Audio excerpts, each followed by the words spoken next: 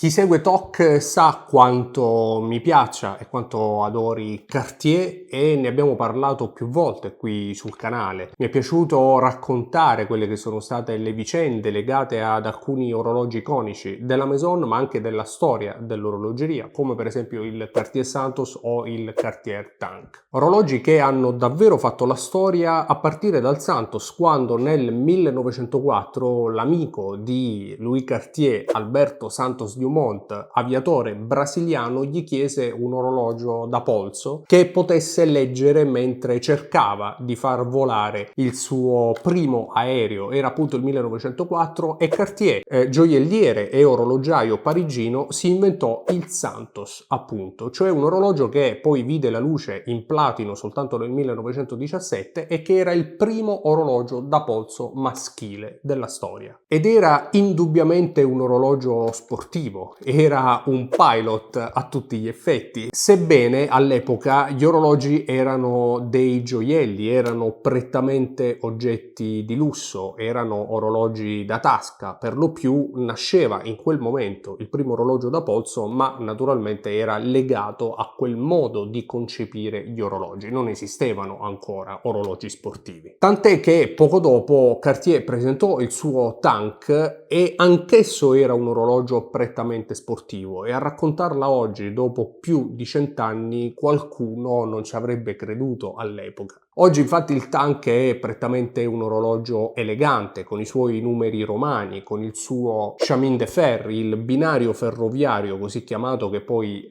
va a formare la minuteria dell'orologio. E il Tank in particolare fu regalato da Cartier a un generale britannico durante la prima guerra mondiale, era il 1918. Però ecco, come dicevo, chi segue il canale sa quanto io ami Cartier. Ed è il motivo per cui ho deciso finalmente di prenderne un altro, perché ho trovato il Cartier Tank basculante referenza 2386 che volevo e cercavo da tanto. Quindi, senza perdere altro tempo, lanciamo la sigla, 3 secondi, e poi andiamo a vedere questo nuovo Tank basculante. Iniziamo.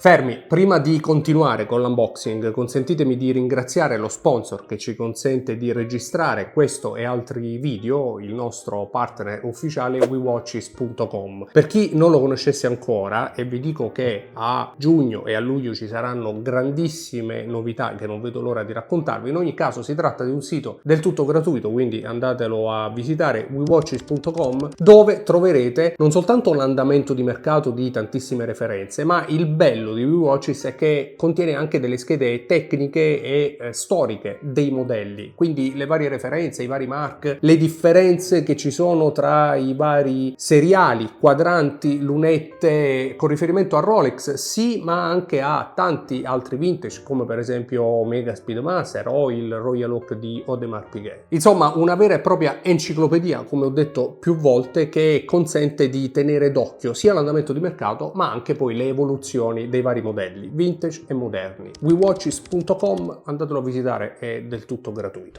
La storia di Cartier è da sempre legata al mondo della gioielleria, lo abbiamo detto prima. Louis Cartier era un gioielliere parigino, ma era anche un orologiaio in realtà, e come abbiamo detto i grandi orologi e il grande legame che ha Cartier con l'orologeria viene dall'inizio del secolo, quando proprio la stessa Cartier inventò il primo orologio da polso maschile. Gli orologi da polso già esistevano, erano quelli femminili, ma Cartier inventò il primo orologio sportivo con il Santos, qualcosa che non possiamo sicuramente tralasciare o dimenticare, del motivo per cui sono tanto legato a Cartier. Un po' per la grande storia, questo orologio è stato acquistato a Valenza Po. Questo è un orologio di fine anni 90, inizi anni 2000, e una garanzia lasciata in bianco come si usava a quell'epoca, anzi è strano che sia ancora presente. E insomma, quello che mi lega a Cartier è la grande storia che ha nel mondo dell'orologeria, ma anche la grande esclusività che la Maison ha da sempre in tutto ciò che fa, nei suoi accessori, nei suoi profumi, nella sua pelletteria e da ultimo naturalmente anche nei suoi orologi, in particolare con il Tank basculante basculante, un orologio che davvero cercavo da tantissimo tempo, che non è facile trovare in perfette condizioni come questo orologio che è praticamente quasi NOS, e soprattutto che ha dei prezzi che iniziano ad essere importanti. Ma mi sto anche dilungando troppo, perché quello che dobbiamo fare è aprire assieme questo magnifico basculante.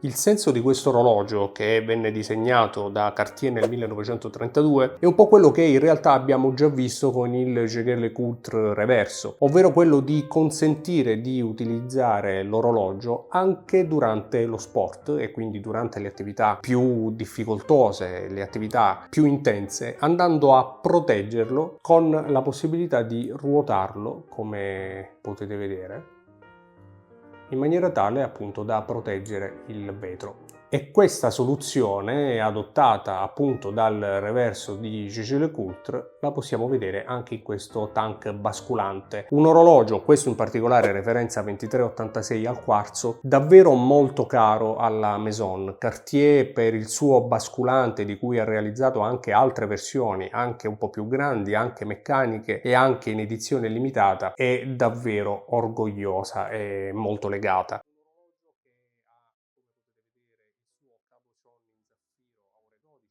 Tantissimi Cartier che hanno il famoso cabochon in zaffiro proprio sulla corona, in questo caso è a ore 12, dove appunto è presente la corona, una soluzione adottata proprio per consentire all'orologio di poter essere ruotato con il suo sistema di bascula.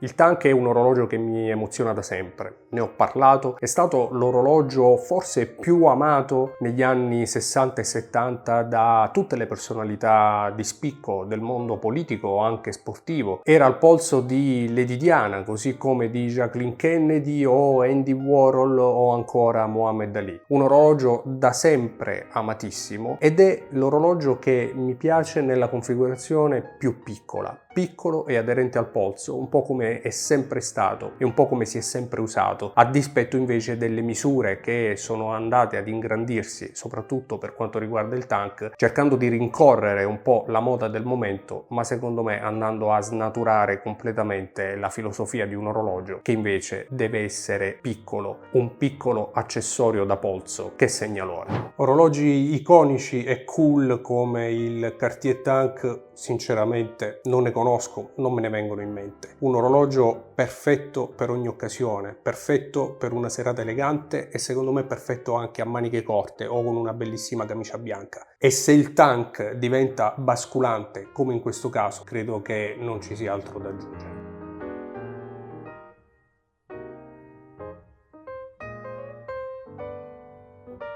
Insomma, lo avrete capito dalle mie parole, un orologio che mi è sempre piaciuto tantissimo, da sempre innamorato del Tank. Finalmente posso mettere in collezione il basculante, che in 22,26 mm di diametro, di forma della cassa, forse un po' troppo piccolo per alcuni, ma secondo me rimane la misura perfetta per un orologio che ad inizio secolo sarebbe stato addirittura sportivo. Naturalmente è l'occasione per sapere anche la vostra qui sotto nei commenti, non prima però di avervi ringraziati per essere stati fin qui alla fine di questa puntata e darvi appuntamento a un prossimo video qui su TOC. Ciao!